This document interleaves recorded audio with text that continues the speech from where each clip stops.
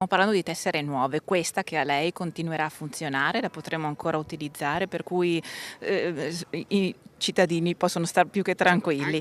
Pareri discordanti tra i gestori delle stazioni di servizio all'entrata in vigore della nuova app che da oggi, lunedì 5 agosto 2024, sostituisce la tessera regionale del carburante a regime agevolato in Friuli Venezia Giulia.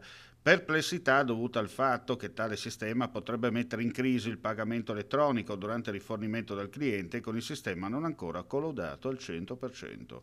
La nuova frontiera per coloro che fanno richiesta per la prima volta nell'adesione al servizio di erogazione del carburante agevolato o di coloro che hanno smarrito o la stessa tessera non funzionante.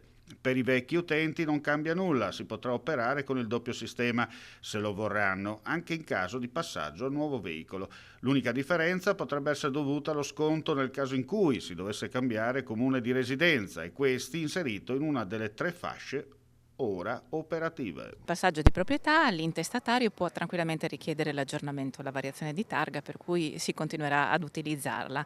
Discorso diverso per le tessere nuove, noi ne abbiamo ancora pochissime da rilasciare, poi non cambierà nulla di fatto perché si verrà comunque in Camera di Commercio a chiedere la tessera digitale a questo punto, si presenteranno sempre gli stessi documenti, soltanto che invece di avere il supporto fisico si avrà la tessera digitale.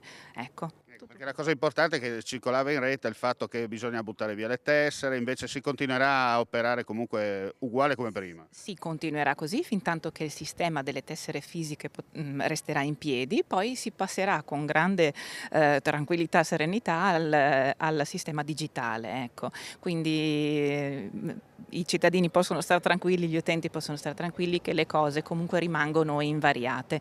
Il processo sarà graduale, non ci sarà uno switch off come si parla al giorno d'oggi e Certo, certo. quindi insomma, stiamo tranquilli che le tessere le potremo continuare ad utilizzare, ecco. Ecco, per quanto riguarda invece il servizio al self-service, con la app si potrà utilizzare lo sconto oppure rimarrà, diciamo, come adesso? No, resta sempre di questa situazione di fatto non cambia perché il punto vendita deve essere sempre presidiato Mhm. affinché l'utente possa ricevere lo sconto, per cui ci deve essere proprio il benzinaio fisicamente sul posto che, legge l'app o legge la tessera a seconda del caso.